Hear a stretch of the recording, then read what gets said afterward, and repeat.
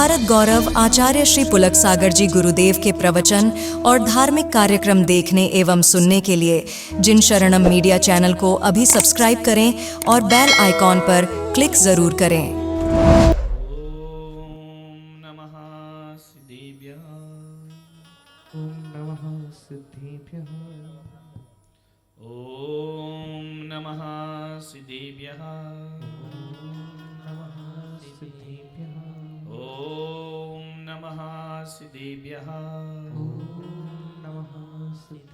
यदर्चा भावेन प्रमुदित मनादर्दुरेह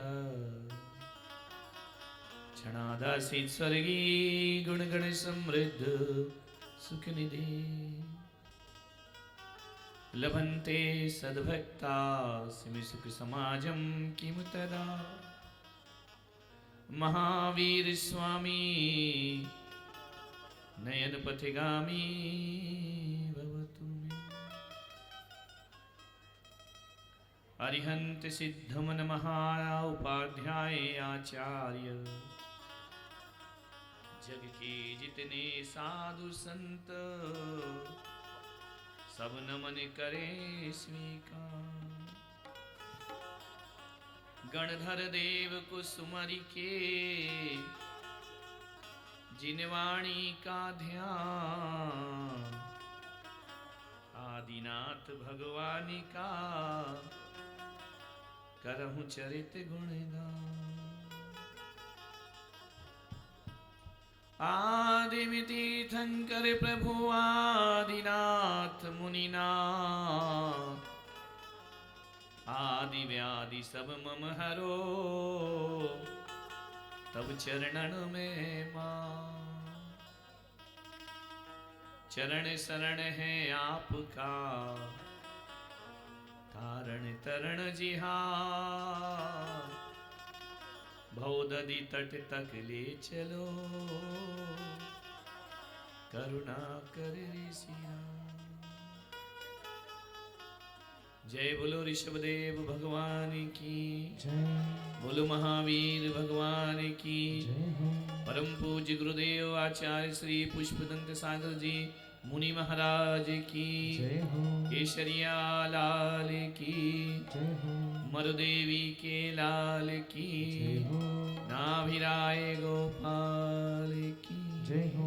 परम पूज्य भारत गौरव राष्ट्र संत मनोज्ञाचार्य श्री पुलक सागर जी गुरुदेव की समस्त आचार्य संघ की जयकारा गुरुदेव का।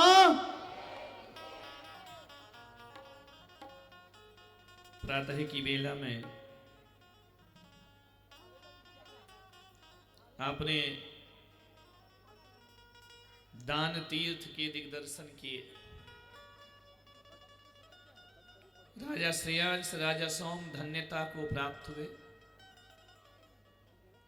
एक महापात्र को आहार देकर।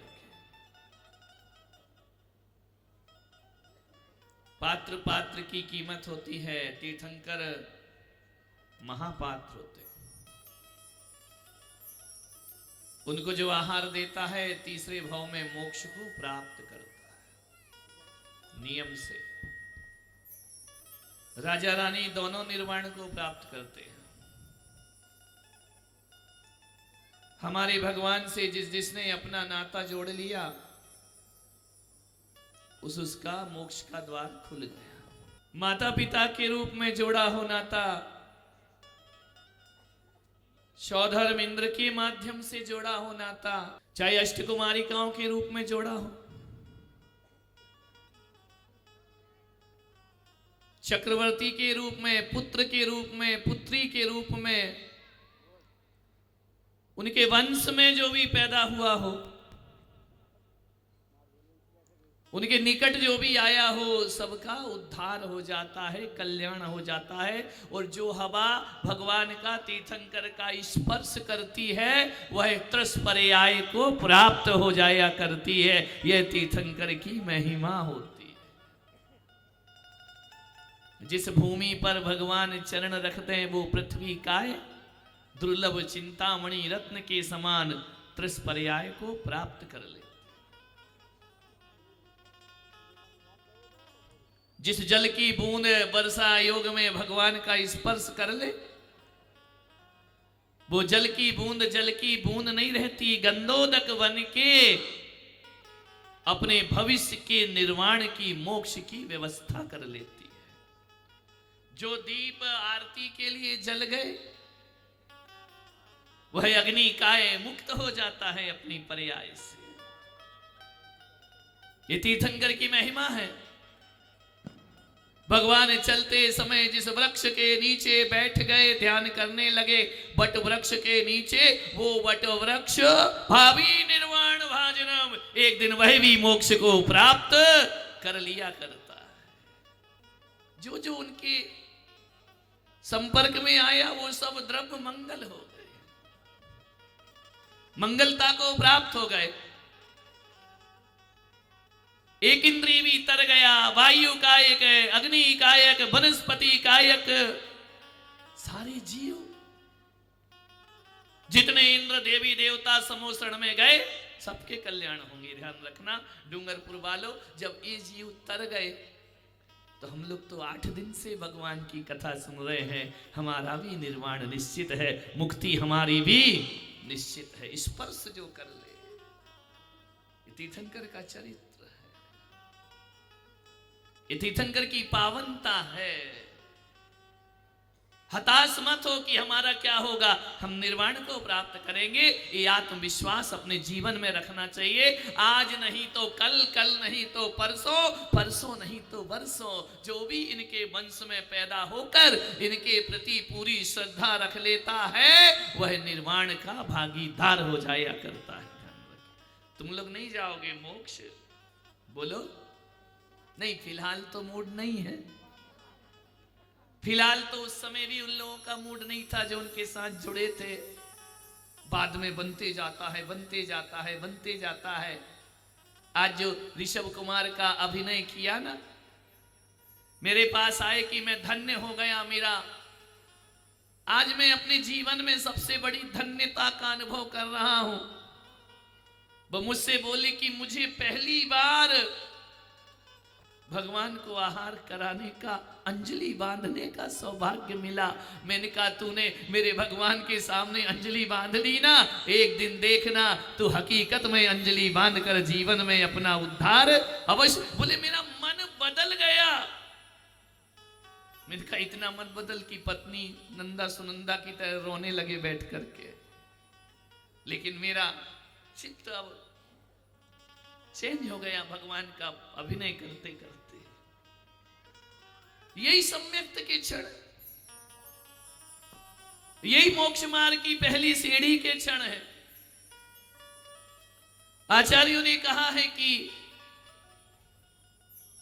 रोज मंदिर जाओ, पूजा करो, दर्शन करो, वंदना करो, रोज भगवान की भक्ति करो, जिन कुल में रहकर जिन आचरण को पालो। लेकिन भगवान ने कहा है कि जो भगवान के तीर्थंकरों के कल्याणक देखा करते हैं, वे बिना सब किए भी निर्वाण को प्राप्त कर लिया करते। बड़ा प्रेरक प्रबल सम्यक दर्शन का निमित्त है भगवान का चरित्र। आत्मविशुद्धि हो जाती है, हो जाती है। इतने हजारों लोगों में ना जाने किसके उद्धार का समय आ गया। लेकिन सब धीरे धीरे मोक्ष पद मिलता है, धीरे धीरे। मंदिर जाओ, दर्शन पाओ, श्रद्धान बढ़ता है धीरे धीरे। ये तो पक्का मान के चलो कि हमने यदि सच्ची श्रद्धा और लगन से भगवान के पावन चरित्र को सुना है तो मान के रखना, बिल्कुल गारंटी के साथ मान के रखना, हमने मोक्ष का शिलान्यास कर दिया है। ध्यान रखना, शिलान्यास पंचम काल में है और मोक्ष का शिखर बनेगा चतुर्थ काल जब होगा। हम सब मोक्ष के शिखर पर अपनी विजय पताका फहराएंगे। ध्यान रखिए, ऐसा भगवान की कथा। ज्ञान गंगा के प्रवचनों से घर सुधरता है, लेकिन ऋषभ कथा से जन्म सुधरता है, पूरा जीवन सुधरता है, पूरी आने वाली हमारी संतति, हमारा जन्म मरण की संतति का क्षय होने लगता है। क्यों ना होगा? तीर्थंकर हमारे कर्मों का नाश करने वाले हैं, हमारे पापों का नाश करने वाले हैं, जगत का कल्याण करने वाले हैं। कितनों का कल्याण किया, आहार लेकर के श्रेयांश का उद्धार कर दिया। जो जो रिश्ते अतीत में जुड़े, बानर, शूकर, सबकी पर्याय बदल दी भगवान ने। सबको अपने वंश में जन्म लेने का अवसर प्रदान कर दिया भगवान। ब्राह्मी सुंदरी के लिए मुक्ति का द्वार खोल दिया भगवान ने। अकेले नहीं जाते हैं मोक्ष, अपने साथ अनंत अनंत जीवों को, किसी को साक्षात मोक्ष ले जाते, किसी को परंपरा से मोक्ष ले जाते हैं, और किसी को हम जैसे जीवों को भी मोक्ष का द्वार बता करके भगवान कैवल्य को प्राप्त कर लिया करते हैं। भगवान ने तपस्या किया, आहार लेकर के अब कहा कि बस अब आहार नहीं, 1000 वर्ष तपस्या करूंगा। कितने वर्ष? महावीर भगवान ने 12 वर्ष तप किया, बाहुबली भगवान ने 12 माह तप किया, तब कैवल्य की प्राप्ति हुई। ऋषभदेव भगवान ने 1000 वर्ष तपस्या धारण की, तब उन्हें कैवल्य की प्राप्ति। 1000 वर्ष तप में बैठ गए, अब ना आहार ना विहार, कुछ भी नहीं, सब बंद। अब तो तभी उठूंगा ध्यान अवस्था से जब केवल ज्ञान को प्राप्त कर लूंगा। जगत को जो रास्ता दिखाना था उन्होंने दिखा दिया, जिन जिन का उद्धार करना था भगवान ने कर दिया। अब तो घाती कर्मों का नाश करके जीवन के परम लक्ष्य को प्राप्त कर सारे जगत को जिनवाणी का पान कराना है। ध्यान सिद्धि के हेतु एक बट के नीचे आन, शिलाखंड आसन लगा बैठ गए भगवान।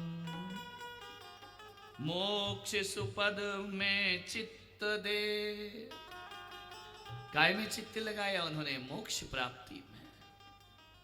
परमेष्टि गुण आठ तेहि चिंतन करने लगे, हो कर लीन विराम। पहुंचे यो भगवान तब 10वें गुण स्थान, हुआ पराजित सूक्ष्म यति, लोभ मोह बलवान। वृषभदेव उदयाचल, सूर्य केवल ज्ञान, तीर्थंकर प्रतिभास थे, स्वयं सिद्ध भगवान। भगवान ने शुक्ल ध्यान पर आरूढ़ हुए। ये विषय आपके लिए थोड़ा जटिल हो जाएगा। शुक्ल ध्यान क्या होते हैं, धर्म ध्यान क्या होते हैं? भगवान ने मुझे आदेश दिया है कि पुलक सागर, मेरे वह स्वरूप जो जगत को समझ में आ रहा था वह तुमने सबको समझा दिया, और हकीकत में केवल ज्ञान कैसे प्राप्त करते हैं, ध्यान क्या होते हैं, इसके लिए तुम्हें डूंगरपुर में 8 दिन का शिविर लगाना चाहिए। समझ गए क्या? यदि चाहते हो तो जोरदार आत्मविश्वास दिला, क्योंकि ये बातें कथा में नहीं आ सकती हैं कि घाती कर्म का नाश कैसे होता है, शुक्ल ध्यान क्या होता है, धर्म ध्यान क्या होता है, किन ध्यान से जीव को क्या सिद्धि होती है, इसके लिए स्वाध्याय करना पड़ेगा। तो तैयार हो, या 1 तारीख के बाद हम भी आराम करें और तुम भी आराम करो? बोलो क्या करना है? शिविर लगना है, पढ़ोगे, बैठोगे, ये जो देखा है इसकी हकीकत में पहचान क्या होती है, वह शिविर में आपको सीखने मिलेगा। अध्ययन करो, भगवान तो मोक्ष चले जाएंगे, वो तो मोक्ष चले गए, तुम्हें हमारे हवाले कर गए। अब तुम्हें मोक्ष कैसे दिलाएं, उसके लिए तुम्हें शिविर पढ़ना पड़ेगा। तो 1 तारीख के बाद थोड़ा हम आराम करेंगे और 5 तारीख से 12 तारीख तक मां जिनवाणी शिक्षण शिविर का यहां पर आयोजन हो। आगम सीखो, शास्त्र सीखो, पुराण सीखो, भगवान की वाणी को सीखो, आत्मसात करो। पूजा पाठ बहुत किए, मंदिर बहुत गए, जाना चाहिए, करना चाहिए, लेकिन उस आत्म तत्व को भी जानो जिससे सिद्धि की प्राप्ति होती है, सिद्धत्व की प्राप्ति होती है। कैसे यह आत्मा पापों का नाश करती है, कैसे कर्मों का नाश करके और एक दिन यही आत्मा परमात्मा का रूप धारण कर लिया करती है।